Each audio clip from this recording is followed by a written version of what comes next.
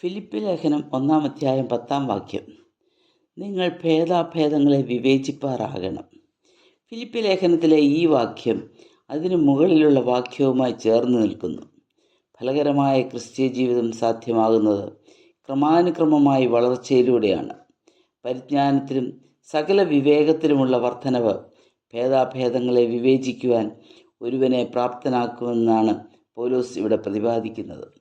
ഒരു വ്യക്തി ആത്മീയമായി വളർന്നതിൻ്റെ മാനദണ്ഡമാണ് ശരിയും തെറ്റും വേർതിരിക്കുവാൻ കഴിയുന്ന വിവേചനാശക്തി. റോമാലേഖനം 2:18 ഈ വിഷയത്തിന് അപ്പോസ്തലൻ ഊന്നൽ നൽകുന്നു. ദൈവവുമായും കൂട്ടുവിശ്വാസികളുമായുള്ള കൂട്ടായ്മ ബന്ധത്തിൽ കൂടിയാണ് ഇത് സാധ്യമാകുന്നത്.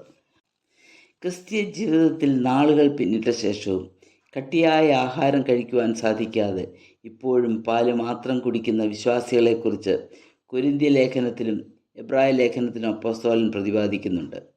വളർച്ചയില്ലാത്ത അവർക്ക് ഭേദാഭേദങ്ങളെ വിവേചിക്കുവാൻ സാധിക്കുന്നില്ല.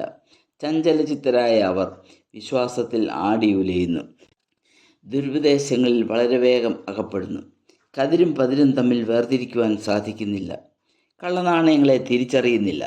വളർച്ചയില്ലാത്ത സഭ ദുരുപദേശക്കാരുടെ വിളനിലമാണ്. ദൈവം ഓരോ വിശ്വാസിയിൽ നിന്നും ആഗ്രഹിക്കുന്ന ഗുണവിശേഷമാണ് ഈ വിവേചനാശക്തി. ആ ശക്തി ദൈവത്തിൽ നിന്ന് ആർജിക്കേണ്ടതാണ്. അതിനായി ആത്മീയമായി വളരുവാനുള്ള ഒരു ഉൾവാഞ്ച സ്വായത്തമാക്കേണ്ടതാണ്.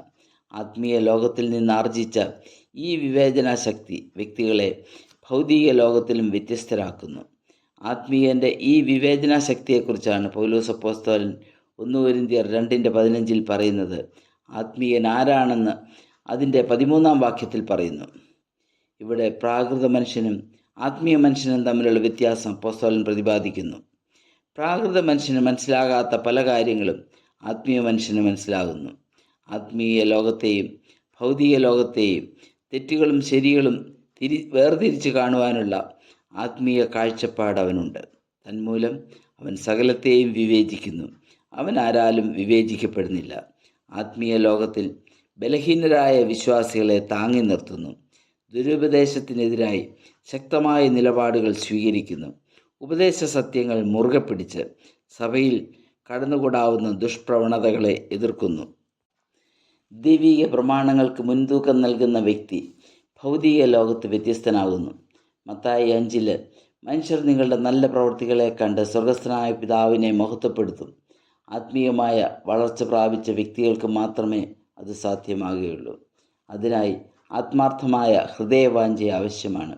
തെറ്റുകളുടെയും പാപങ്ങളുടെയും മാർഗത്തിൽ കൂടി അനേകർ സഞ്ചരിക്കുമ്പോൾ ആത്മീയർക്ക് മാത്രം നൽകപ്പെട്ടിരിക്കുന്ന ദൈവിക പരിജ്ഞാനമാണ് ഭേദാഭേദങ്ങളെ വിവേചിച്ചറിയുക എന്നത്. ആത്മീയമായി വളരുവാനും ഭേദാഭേദങ്ങളെ വിവേചിപ്പാനും നമുക്കേവർക്കും ഇടയാകട്ടെ എന്ന് പ്രാർത്ഥിക്കുന്നു. ദൈവത്തിൻ്റെ നാമം മാത്രം മഹത്വപ്പെടട്ടെ.